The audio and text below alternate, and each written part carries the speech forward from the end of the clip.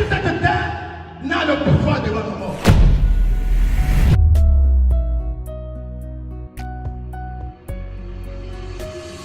Pour l'accomplissement de la manifestation de Dieu dans la vie d'un homme, pour que Dieu puisse opérer dans ta vie, quelque chose s'est passé.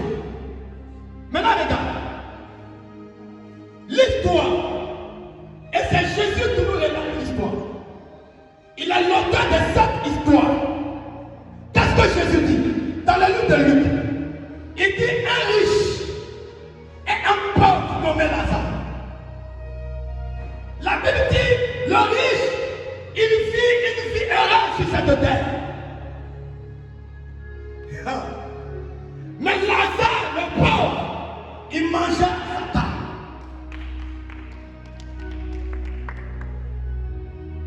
Il était rempli de plein du ciel. Il n'y avait personne qui pouvait venir à son secours, à son aide. Malgré tout ce que le riche avait, il ne pouvait pas le soutenir. Regarde. Mais tout ça, ce n'est pas le plus important. Le plus important, c'est qu'un jour, les deux vont quitter la terre. Ah. Regarde, un jour, il ne sera plus sur cette terre. Un jour, il y a quelque chose de plus important, un carrefour, quelque chose dont aucun ne peut échapper. La mort, et la mort vient. La mort emporte Lazare, la mort emporte le riche. Et la Bible dit, lorsque la mort les emporte, ils ont atterri chacun dans un endroit différent. Le riche atterrit où? Dans le séjour de la mort. Dans un lieu de tourment, de souffrance. Par contre, le riche, le pauvre Lazare, il atterrit dans le sein d'Abraham, consolé. Regardez les deux images.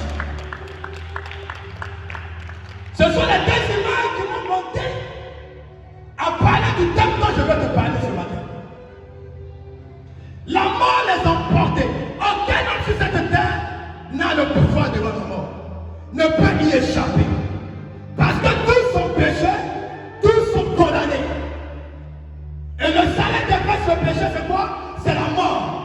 Et parce que toi et moi, nous sommes sortis du péché adamique, nous sommes frappés par la sentence de mort. Et aucun homme ne peut y échapper. Mais regarde, tu ne peux pas y échapper, mais tu peux te réfugier quelque part.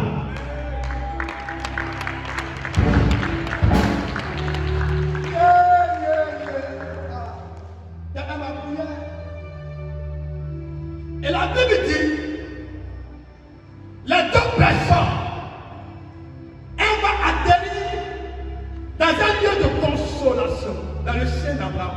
Mais le tout, c'est un royaume de la mort. Et un mystère va se produire ce jour-là. 3 jours, 3 nuits, 72 heures. Va seulement suffire pour changer l'histoire de l'humanité. Et ce qui va m'engager à parler de ce grand thème, le mystère.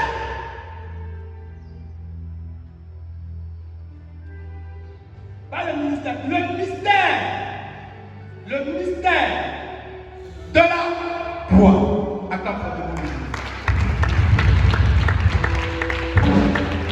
Le mystère de la croix. Prenez des choses. Le mystère de la croix. Quelqu'un d'autre? Le mystère de la croix. Dis la croix.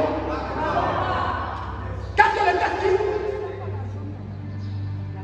1 Corinthiens, chapitre 1, verset 17, verset 18. Alors, rappelez-moi, s'il te plaît. 1 Corinthiens, chapitre 1, verset 17 à 18. Écoute bien. Ce n'est pas pour baptiser que Christ m'a La bonne porte déclare au certain. Ce n'est pas pour baptiser que Christ m'a envoyé. C'est pour annoncer mais c'est pour annoncer l'évangile de Christ. Et cela sans la sagesse. Et cela sans la sagesse du langage. afin que la croix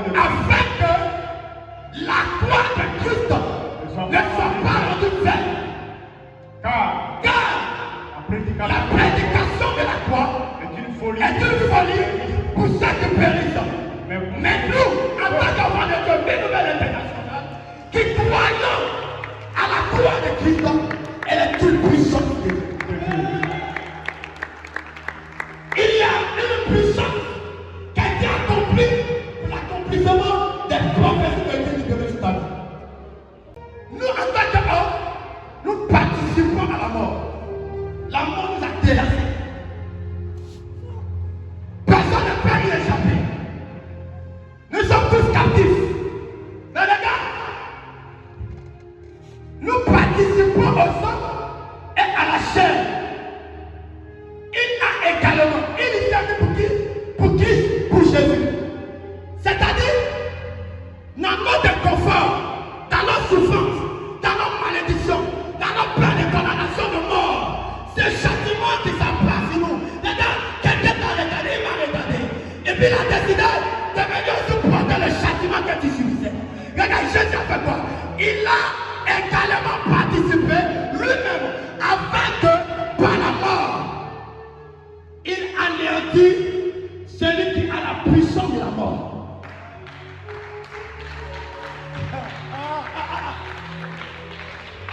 Afin que par la mort, Jésus anéantit celui qui a le pouvoir de la mort. C'est qui? C'est qui? C'est-à-dire le diable. Qui tient le pouvoir de la mort? Qui tient? C'est qui tient le pouvoir de la mort? C'est le diable. Il a un pouvoir. Maintenant, le grand mystère, c'est quoi? Pour que Jésus puisse affronter celui qui a le pouvoir de la mort, il y a quelque chose.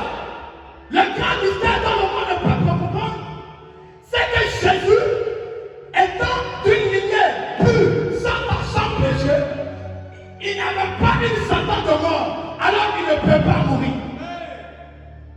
La mort n'a aucun pouvoir, aucun droit légal sur Jésus. Parce que Jésus vient d'une lignée pure, sans tâche, sans péché. Mais comment cela va se faire pour que Jésus puisse anéantir le pouvoir de Satan, le pouvoir de la mort, le pouvoir du monde éternel, le pouvoir de Adam? Il devait mourir. Mais comment? Il devait mourir, mais comment? Comment Jésus va mourir? Parce qu'il ne peut pas mourir. Il est Dieu. Mais j'ai dit quelque chose. Il dit, j'ai le pouvoir de donner ma vie. Et j'ai aussi le pouvoir de la reprendre. Il dit, j'ai le pouvoir de donner quoi? Ma vie. Mais aussi que je donne ma vie pour toi, j'ai aussi le droit de la reprendre. Parce que Satan n'a pas de droit légal sur moi. La mort n'a pas de droit légal sur moi. Alors je suis prêt à donner ma vie pour toi.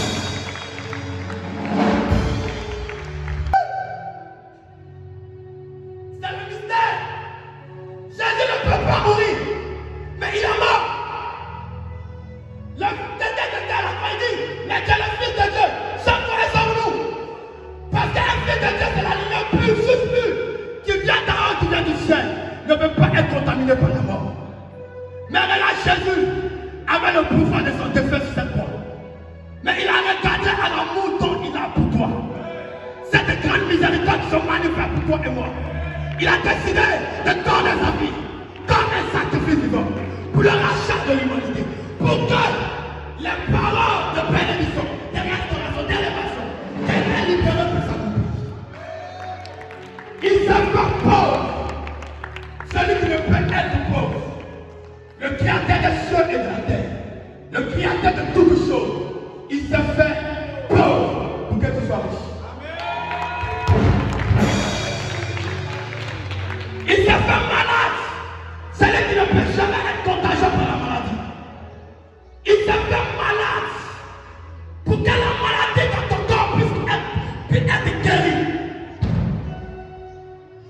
payé le prix. Il a payé le prix. Et lorsque Christ est mort et qu'il est descendu où? Dans le Hadès, dans le séjour de la mort. Qu'est-ce qui va se passer? Regarde, quand Jésus est mort, il n'est pas mort et il n'est pas descendu comme un esclave. Bien que Moïse meure, il fut esclave de la mort, emprisonné. Dans le sein d'Abraham. Abraham lui-même, le père de la foi, il est mort. Mais regarde, quand Moïse meurt, Satan est venu réclamer son corps parce qu'il avait un droit légal. Mais regarde, ce jour-là, quand Jésus est mort, un acte extraordinaire, quelque chose que le monde ne peut concevoir. Satan était étonné d'avoir l'apparition de Jésus dans le lieu de la mort. Il voit Jésus pas comme un esclave, mais comme un héros, comme un conquérant. Il est parti livrer une bataille. Quand nous lisons l'histoire, la Bible ne nous détaille pas seconde par seconde, minute par minute, le combat qui a eu lieu dans le séjour de la mort. Mais il nous donne la conclusion de ce qui s'est passé. Qu'est-ce qui s'est passé? Qu'est-ce qui s'est passé? Deuxième texte, troisième texte. Qu'est-ce qui s'est passé? Dans le séjour de la mort, où tout est esclave et captif, quelque chose va se produire. Et la Bible déclare, dans le livre d'Apocalypse, verset 17 au verset 8. Tu dis, qu'est-ce qu'il dit? Apocalypse 1, 17, 18. Quand je le vis, alors, je tombais à ses pieds comme mort. C'est Jean qui parle de ce qu'il a vu. Mais il a vu qui? Il a vu qui? Le Seigneur Jésus. Il dit quand je le vis, Je tombais comme mort. Et Jésus posa sa main droite sur moi. En disant, ne crains pas. je dis à quelqu'un, ne crains pas. La maladie qui te ronge, ne crains pas. La situation auquel tu es confronté, ne crains pas. Dis à quelqu'un ce matin, ne crains point. Regarde, ne crains pas. Ni la réalité des difficultés, les problèmes auxquels tu es confronté dans ce monde. Ne crains pas. Il y a Dieu pour toi. Jésus lui dit, ne crains pas. Celui qui avait le pouvoir de la mort, les clés qui te condamnaient, il a livré une bataille avec Christ, ton Père, ton Dieu. Et qui a eu la victoire? Qui a eu la victoire? C'est Jésus. Jésus a eu la victoire. Dans cette bataille, dans cette guerre, Jésus a remporté la bataille. Et il te tient les clés de ta réussite. Oh, montre-moi ta cadence, s'il vous plaît. Il te tient les clés. Aucun pouvoir sur ta vie ne peut t'assujettir. Aucune puissance de la sorcellerie ne peut t'anéantir. Aucune puissance de mort ne peut t'anéantir. Aucune maladie ne peut t'anéantir. Je dis à quelqu'un ce matin, non pas avec un langage de la sagesse, mais avec un langage de l'esprit. Aucune mort, aucune malédiction, aucune incantation, aucune parole prémonitoire sur ta vie ne peut t'anéantir. Une famille de projets contre toi. Mais cela n'aura pas son effet dans ta vie. Parce que désormais, Satan n'a plus la clé. Il ne détient plus les clés. Il y a eu un transfert d'autorité. Christ détient les clés. Jésus a obtenu les clés. Dans cette bataille, Jésus a remporté la bataille.